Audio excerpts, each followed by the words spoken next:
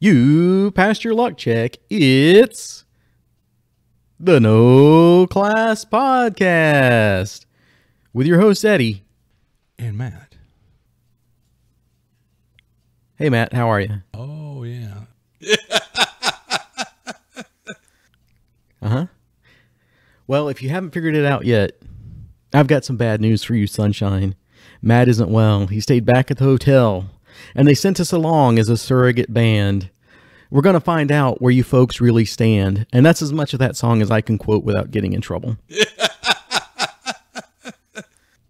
Matt's out today, but he'll be here in spirit, as he always is. Absolutely. We can talk about the Long Con. Badges on sale now.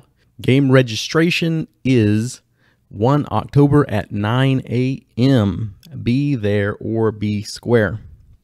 The most recent thing you probably would have seen us on, unless you missed it, is our fantastic Twitch show on the Goodman Games Network. It is the best one we've done so far, in my humble opinion. We had a lot of laughs. I think you will too if you check it out. So highly recommend you go and check that out. You can still see it on Goodman Games Twitch Network right now if you go onto Twitch and you go to their channel.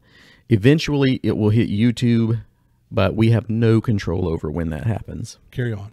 I wanted to go ahead and do a little show, give you guys the briefest of updates, and even though you're not paying for this, I feel obligated that you guys should get a little something on our designated Thursdays. So when I can, I like to do that. Don't you agree, Matt? Absolutely. So what I'll talk to you about is a little bit of my pop culture stuff that I've been checking out. Part of the theme here will be horror, since we're right next to Halloween, about a month away. And Eddie's so great. The first thing I'm going to recommend to you in the horror comics, and even a post-APOC, is The Crossed Plus 100 by Alan Moore. The Crossed is a comic book universe that is quite a bit like The Walking Dead. It's after this horrible occurrence, and instead of having all these zombies, you have people that have gone completely insane. All their morals are gone. So it's just the sickest stuff, and it's by Garth Ennis. So when I say it's the sickest stuff in comics, it really is. Absolutely. Alan Moore wrote a book in that same set in that same universe, which is The Crossed Plus 100. The regular one is just The Crossed. They're called The Cross because when they have this bacteria or virus in them, whatever, instead of turning undead, they get a rash on their faces that forms in the shape of an upside down cross, I guess.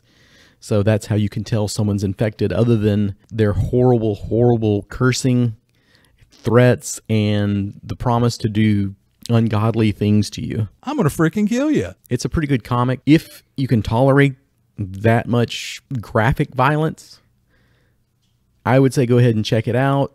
A lot of people have had problems with the future speak, so it's like, oh, we've really sexed up that noise now. Words are in there, but they have different meanings because the language has changed over years.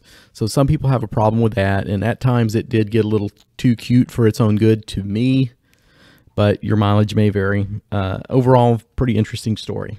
I'm going to jump to a movie to stay in the horror genre here.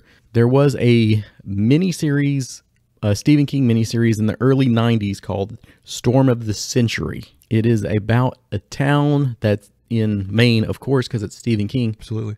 That's getting hit by the snowstorm of the century. And on this little island, they're kind of trapped in with a strange fellow called Andre Lenoge. And he demands something from the town, and it's a matter of he will get it. His catchphrase is, "Give me what I want, and I'll go away."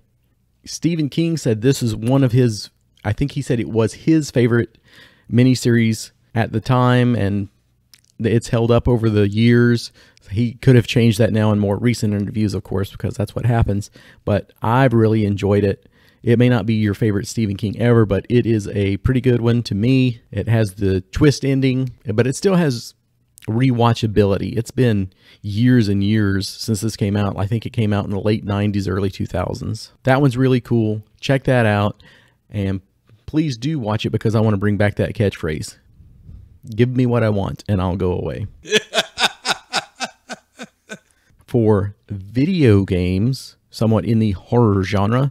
We have Infernax, which is a retro version of Castlevania 2. It came out fairly recently, but it still got that 8-bit graphic look. My wife actually asked me if this was an older game, and I was like, no, it's just one that they've gone back and done in that style. So Castlevania 2 is probably one of the most disliked games in that series.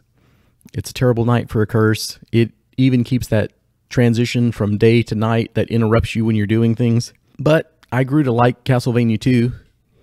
So I think if you like that sort of game, you should definitely check this out. Instead of beating up Dracula, this time you're just beating up demons. It was a lot of fun. I played it in both the casual mode and the classic mode. Classic was fairly hard.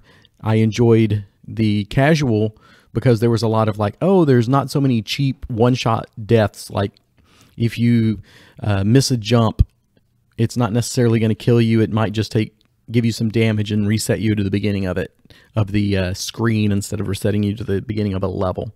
But when you go into the classic mode, yep, it's back to if you mess up that jump, you're done, one life gone. If Castlevania appeals to you, and especially Castlevania 2, highly recommend you check that out.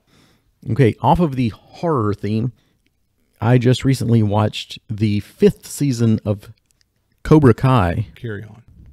By now, you probably know if you have any interest in watching that show or not. I thought it was a good season. One of the most interesting things to me is that people weren't as stupid as they normally would be on a show like this. This kind of soap opera-like drama. There was a lot of things where you're like, oh, this person's gonna, oh, I'm not gonna listen to you